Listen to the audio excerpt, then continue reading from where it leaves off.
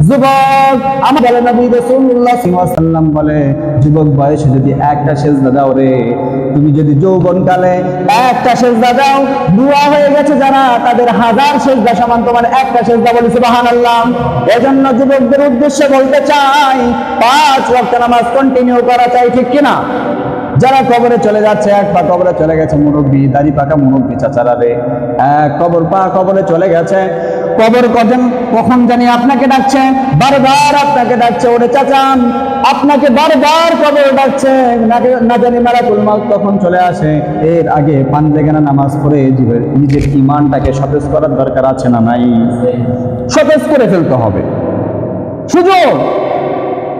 যে সুযোগ একবার আসে কাজে আসে, যদি কেউ কাজে লাগাতে পারেন, আমার আল্লাহ রাব্বুল আলামিন ওই সমস্ত মানুষদের জন্য ইহতিসাবান, তাদের জন্য আমলনামা পরিপূর্ণ করে তাকে ইহসান করে তাকে জান্নাতি বানিয়ে দেয়। এই সুযোগটা আমরা যদি কাজে লাগাই, আমাদেরকেও নিশ্চয়ই জান্নাত আল্লাহ দিবে কি দিবে না? এজন্য আল্লাহ পাক রব্বুল আলামিন বলল, ক্বাদ আফলাহাল মুমিনুন, ওই সমস্ত মানুষ সফল হয়ে গেছে যারা আমাকে খুশি করার জন্য আমল করে। কথা বুঝাতে পারছি? আজকে কয়েকটি আমলের কথা বলবো, এই আমলগুলোর কথা শুনে আমরা আমল করবো তো ইনশাআল্লাহ? একটু জবান খুলে বলি না ইনশাআল্লাহ? আল্লাহ আমাদেরকে আমলগুলো করার তৌফিক দান করুন, বলি আল্লাহুম্মা। আমি সর্বপ্রথম যে আমলের কথা বললাম, আল্লাহ পাক বলল যারা আল্লাহকে খুশি করার জন্য ইহতিসাবানের সাথে ঈমানের সহিত নামাজ পড়ে, তারা কাকে খুশি করে ফেলে? আল্লাহকে। এবার আসে আল্লাহ পাক রব্বুল আলামিন সূরাতুল মাউনে বলেন, আল্লাহ পাক রব্বুল আলামিন বলেন যে ওই সমস্ত নামাজি যারা নামাজ কায়েম করে মানুষকে দেখানোর জন্য, আল্লাহ পাক রব্বুল আলামিন ওই নামাজের কারণে তাদেরকে জাহান্নাম দিবে, বলে নাউযুবিল্লাহ। আল্লাহ পাক সূরা মাউনে বলে, আরাআইতাল্লাযী ইউকাযযিবু বিদ্দীনি ফাযালিকাল্লাযী ইয়াদউল ইয়াতীম ওয়া লা ইয়াহুদ্দু আলা তাআমিল মিসকিন ফাওয়াইলুল লিল মুসাল্লিন। মুসাল্লিমের কথা আসছে না নাই? যারা নামাজ কায়েম করে তাদেরকে বলা হয় মুসাল্লিম, ফাওয়াইলুল লিল মুসাল্লিন। আল্লাহ পাক রব্বুল আলামিন বলে ওই সমস্ত মুসাল্লিরা ধ্বংস। কে বলল?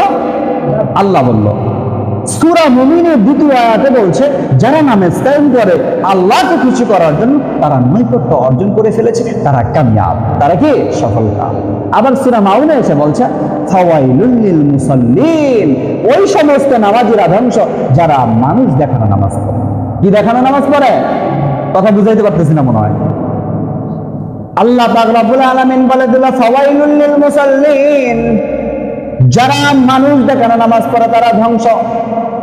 এবার আপনাদের কাছে আমার প্রশ্ন, যারা কন্টিনিউ নামাজ না পড়ে শুধু শুক্রবারে আসে, এটা মানুষ দেখানো না আল্লাহকে দেখানো? এ কথা বলতে হবে।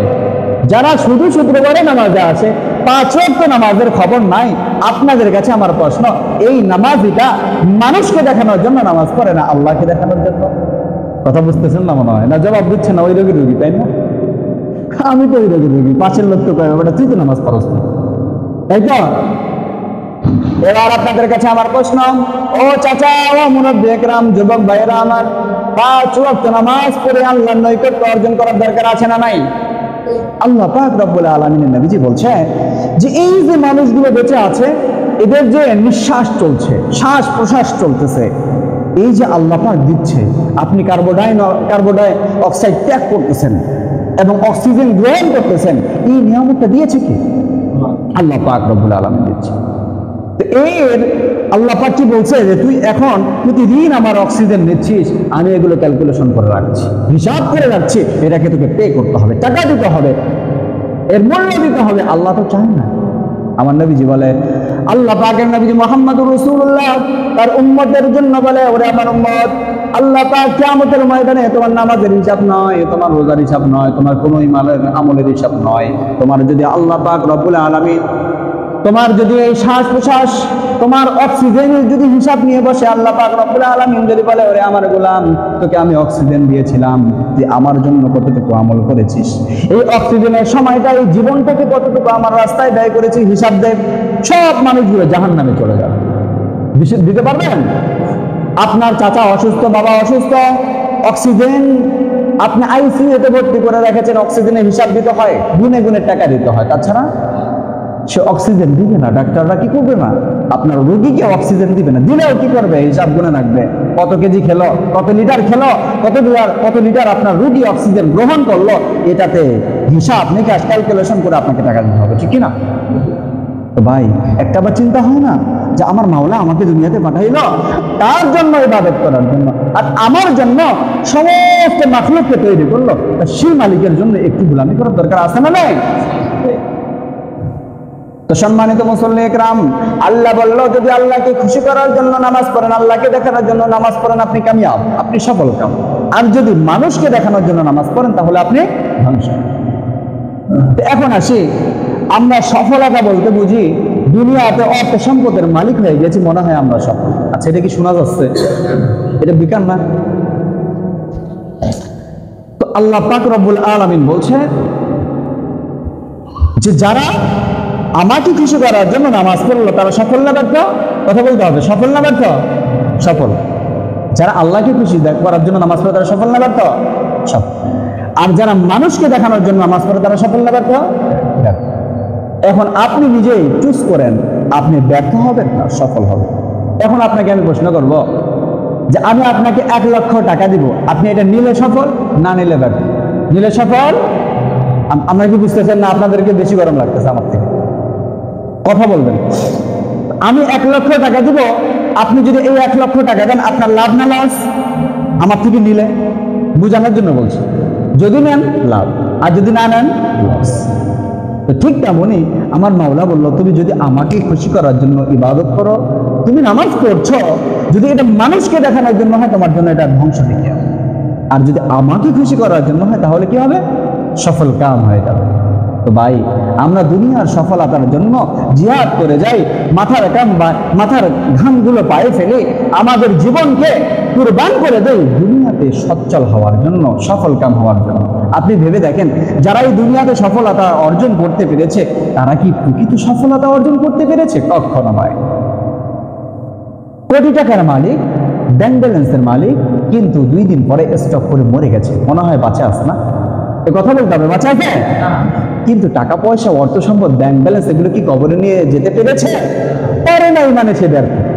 পারে নাই মানে যদি এগুলো অর্জন করার পরে কবরে নিয়ে যাইতে পারতো, আখিরাতে যদি আল্লাহকে দিতে পারতো, যদি জান্নাতে যাইতে পারতো, তাহলে সে কামিয়াব, ঠিক না? তাহলে বোঝা গেল দুনিয়ার অর্থ সম্পদে যারা সাকসেস, এরা মূলত সাকসেস হতে পারে।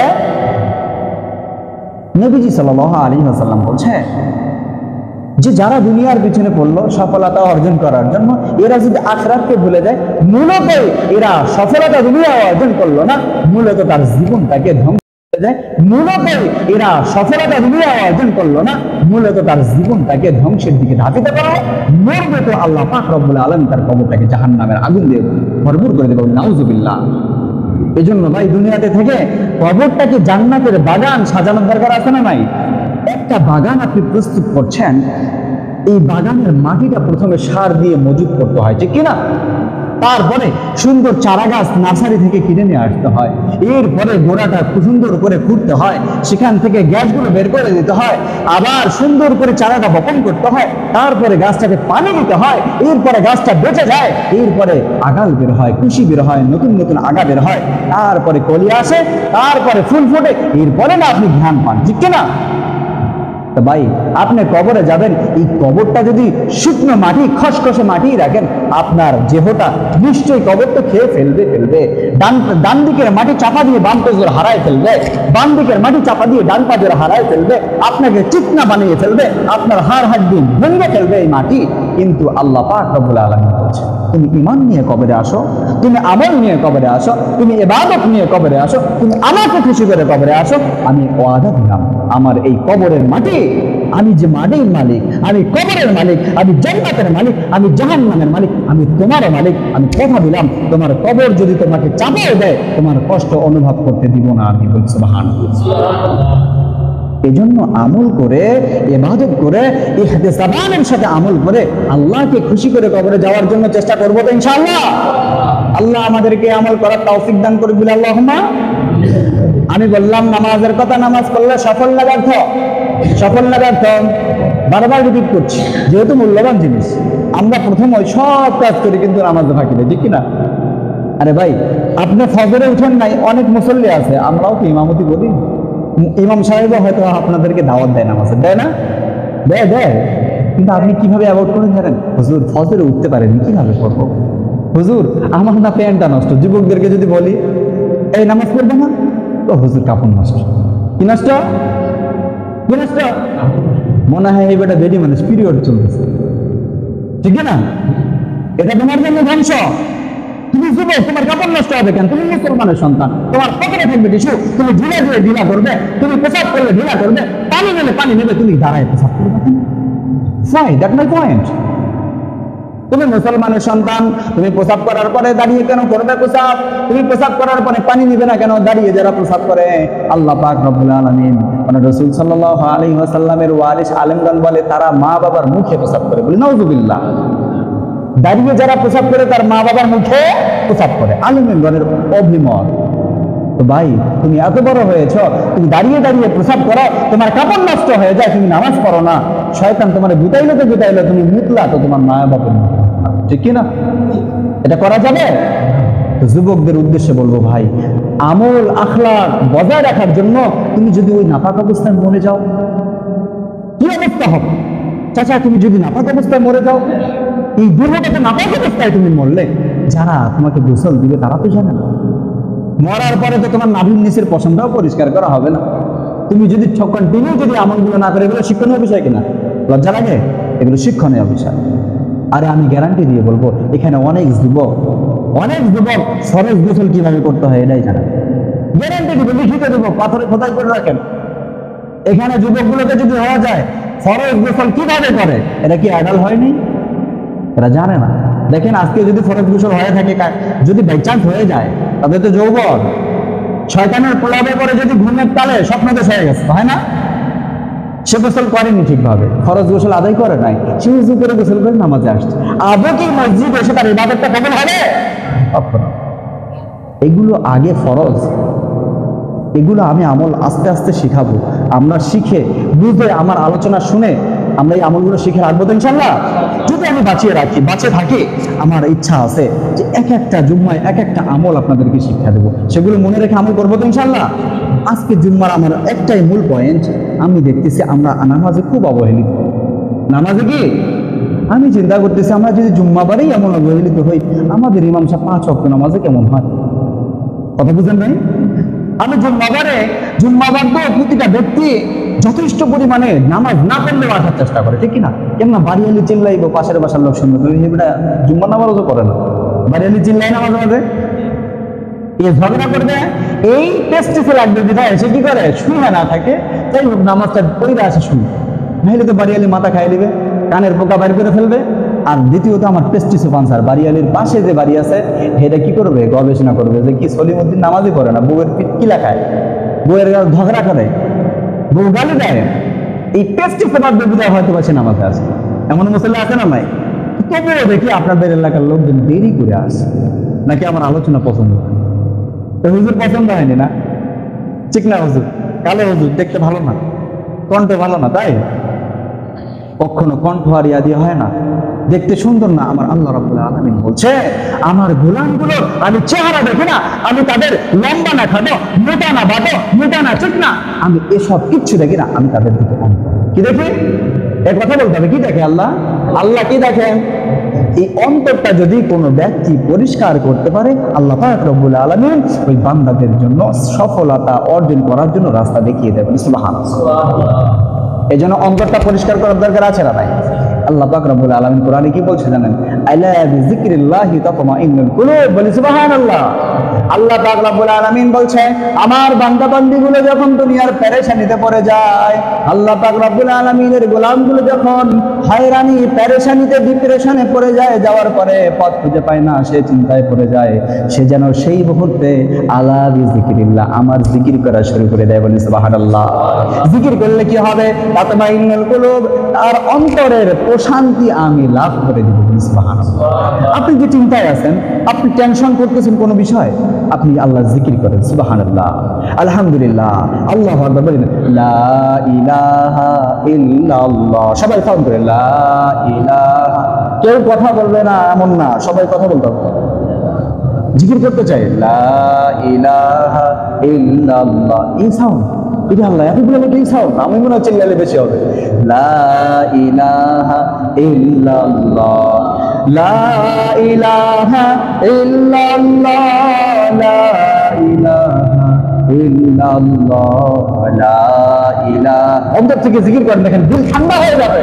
লা ইলাহা ইল্লাল্লাহ, লা ইলাহা ইল্লাল্লাহ, লা ইলাহা ইল্লাল্লাহ, লা ইলাহা ইল্লাল্লাহ মুহাম্মাদুর রাসূলুল্লাহ। এই যে জিকির যারা যারা করছে, অন্তর থেকে করছে, সে ফিল করতেছে যে না, তার অন্তরটা শান্তি হয়েছে, ঠিক কি না?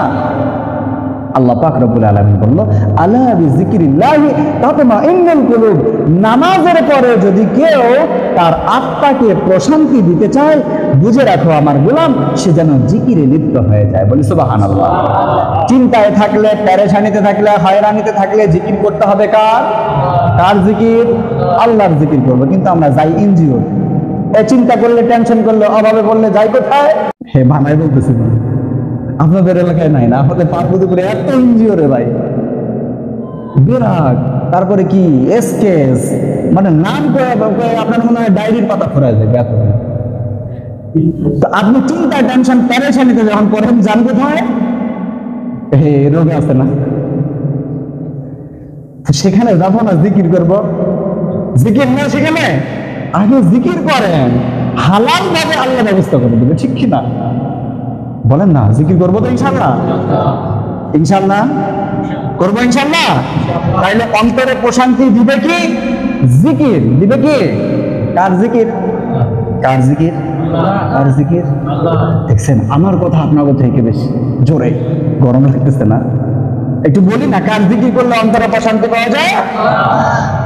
সে আল্লাহর জিকির করার দরকার আছে না ভাই? করবো তো ইনশাল্লাহ। তাহলে আজকে আমি কয়টি আমলের কথা বলেছি? আরো ধরে কয়টা?